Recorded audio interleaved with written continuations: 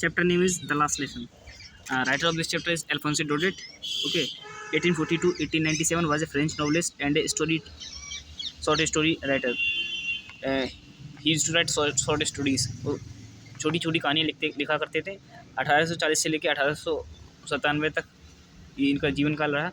The last lesson is set in the days of the Franco Prussian war 1870 to 1871 in which France was defeated by Prussia led by Bismarck. 1870 से लेकर 1871 तक युद्ध चल रहा था France के और प्रेसिया के बीच में, जो कि जीत लिया गया था बिस्मार्क के द्वारा। Prussia then consisted of what now are the nations of Germany. Prussia ने कब्जा कर लिया था जर्मनी के राष्ट्र पर, Poland and parts of Austria, इन सब जगह पर इसने कब्जा कर लिया था। In this story the French district of Alsace and Lorraine have passed into Prussian hands. इस चैप्टर में बताया गया है कि फ्रेंच डिस्ट्रिक्ट, जो दो फ्रेंच डिस्ट्रिक्ट थी, एल्सेक, फ्रांस के जो दो ज़िले थे एल्सेक और लॉरेन, इन दो जगह पर कब्जा कर लिया गया था, जो कि प्रेसियन हैंड्स में चला गया था। प्रेसिया के लोगों ने कब्जा किया, इसलिए प्रेसियन हैंड्स में चला गया। Read the story to find out what effect this had on the life at school. इस स्टोरी में सिर्फ एल्सेक और लॉरेन के ज़िलों के बारे में बताया गया है और एक कब्जा किया इन शहरों पर, इसकी वजह से उन वहाँ के स्कूलों पर क्या असर पड़ा, इस स्टोरी में वो पढ़ेंगे। This is I started for very late that morning and was in great dread of scolding, especially because MML had said that he would question us on participles, and I did not know the first word about them. वो एक लड़का होता है इस story में, दो main character होते हैं इसमें। एक तो होता है MML जो टीचर का नाम है, एक लड़का होता है फ्रेंच बोलता है मैं सुबह सुबह जल्दी उठकर सुबह तैयार हो रहा था, लेट हो चुका था स्कूल के लिए, जल्दी जल्दी तैयार हो रहा था। उसको डर लग रहा था डांट पड़ने का, स्कूल में डांट के पढ़ने का डर लग रहा था, क्योंकि उसमें स्कूल में उसके MML जो टीचर हैं उसको क्वेश्चन पूछने वाले हैं पार्टिसिपल्स पर इंग्लिश में, लेकिन उसको एक शब्द भी नहीं आता उस पार्टिसिपल्स का, इसलिए उसको डर लग रहा था। For a moment I thought of running away and spending of the day out of doors. एक पल के लिए वो सोचता है कि आज मैं स्कूल बंक कर देता हूँ और घूमने चलता हूँ मैं, है ना, दरवाजे के बाहर अच्छी हवा चल रही है, वहाँ अपना टाइम व्यतीत करेंगे, दौड़ लगाएंगे। It was so warm so bright, चमकदार मौसम था बाहर। The birds were chirping at the edge of the woods, जो चिड़ियाँ थी चेंचा रही थी लकड़ियों पर।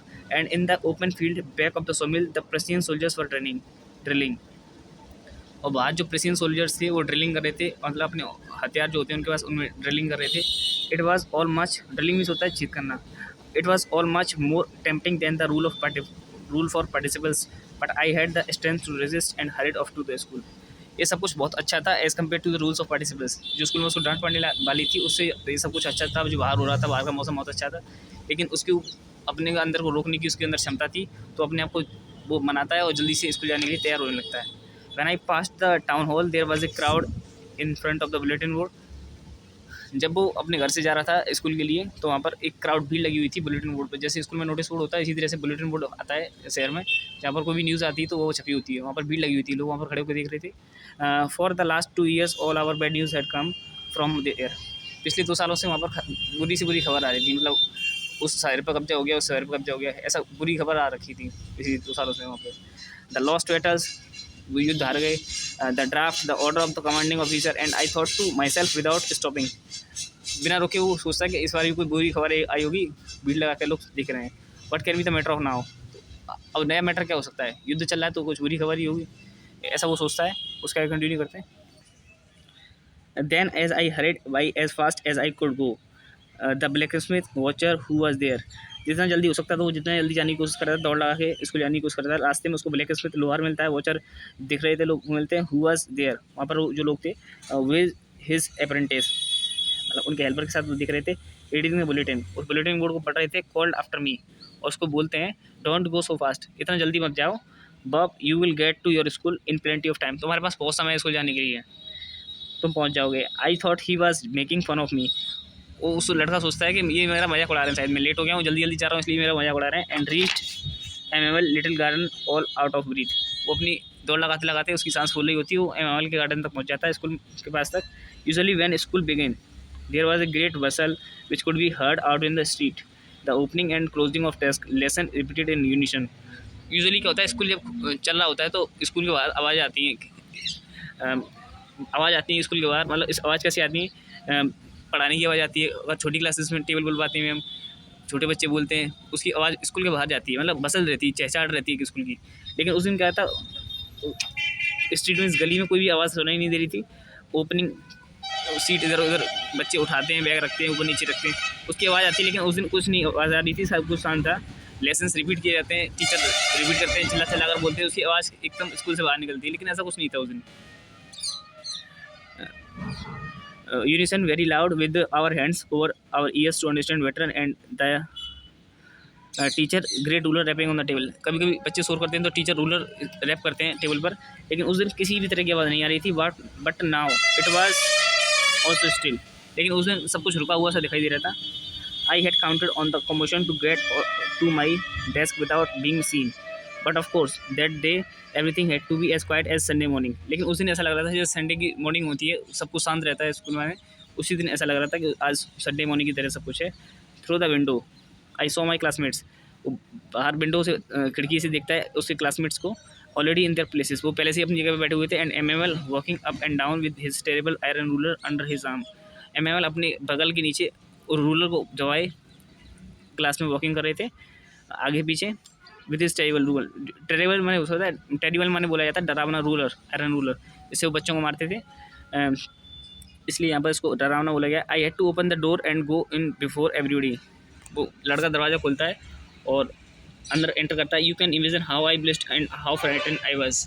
तो सोच सकते हो, अंदाज़ा लगा सकते हो, इमेजिन कर सकते हो कि कितना वो शर्मा रहा था और कितना डरा हुआ था, क्योंकि उसको पहले भी लेट हो चुका था। उसके बाद उसको लेटर भी नहीं आता था, कुछ पार्टिसिपेंट्स पे कुछ आता भी नहीं था, इसलिए उसको डर भी लग रहा था एमएमएल डांटेंगे तो लेट होने की वजह से। But nothing happened. लेकिन एमएमएल कुछ नहीं होता है। MML saw me and said very kindly. उस दिन एमएमएल बड़े प्यार से उससे ट्रीट करते हैं और प्यार से उसको बोलते हैं, go to your place quickly little Franz. चाहो जल्दी से जाके बैठ जाओ अपनी जगह पर छोटे Franz. We were beginning without you. हम तुम्हारी बिना शुरू करने जाते थे। I jumped over the bench and sat down at my desk. लड़का जल्दी से कूद के अपनी सीट पर बैठ जाता है। Not till then but I had to go a little over my fright. It's I see that our teacher had on his beautiful green coat, his frilled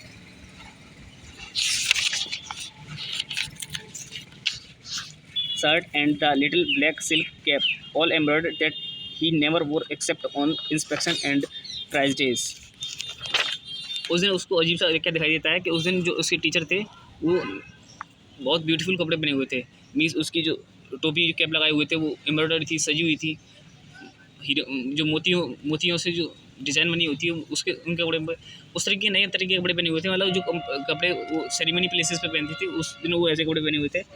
next is besides the whole school seemed so strange and solemn. और उसके अलावा पूरी school में शांति शांति दिखाई दे रही थी। But the thing that was surprise to me the most was to see on the back benches that were always empty the village people sitting quietly like ourselves. Old Hauser with his three-cornered head and the former mayor, the former postmaster and several other suicides. लेकिन क्या होता है, सबसे ज़्यादा चौंकाने वाली चीज़ जो उसको दिखाई देती है, जो पिछली क्लास की जो लास्ट बेंचेस थी वो उसको हमेशा खाली दिखाई देती है। लेकिन उस दिन क्या हुआ था, विलेज के लोग आकर वहाँ पे बैठे हुए थे। विलेज के जो रेस्पेक्टेड पर्सन होते हैं वो वहाँ पर आए हुए थे, बैठे हुए थे वहाँ पर। उसमें कौन थे, ओल्ड होजर बैठे हुए थे जिसकी 3 कोने वाली एक टोपी बनी हुए थे वो, और फॉर्मर मेयर जो पहले के मेयर होते थे, पहले वाले जो मेयर थे वो भी बैठे हुए थे। फॉर्मर पोस्टमास्टर पहले के जो पोस्टमास्टर थे वो बैठे हुए थे। तो हमारे everybody looked sad and Hauser had brought an old primer thumbed at the edges. Hauser अपने साथ एक ओल्ड प्राइमर लेके आया था and he had it on his knees and his great specs like across the edges. उसके अलावा वो अपने घुटनों पर प्राइमर जो लेके आया था उसके घुटनों पर रखे हुए बैठा हुआ था। While I was wondering about it all, a mammal mounted his chair and in the same grave and gentle tone which he had used to me said, "My children, this is the last lesson." a mammal बड़े प्यार से और जिस तरीके से उसने उस लड़के को बैठने के लिए कहा था बड़े प्यार से बोलते हैं, मेरे प्यारे बच्चों ये हमारा आज का लास्ट लेसन है। I shall give you, जो मैं आज तुम्हें देने जा रहा हूँ वो हमारा आज का last lesson. The order has come from Berlin, ये बहुत इंपॉर्टेंट लाइन है। The order has come from Berlin to teach only German in the schools of Elsick and Lorraine. Berlin से ऑर्डर आया है कि सिर्फ जर्मनी ही पढ़ाई जाएगी एल्सिक और लॉरेन के स्कूल में। एल्सिक और लॉरेन क्या है, 2 सिटी हैं, ठीक है। यहाँ पर सिर्फ जर्मनी ही पढ़ाई जाएगी। The new master comes tomorrow. आपका जो नया मास्टर है जर्मन पढ़ाने वाला वो कल से आएगा। This is your last French lesson, ये आज का तुम्हारा सबसे लास्ट फ्रेंच लेसन है।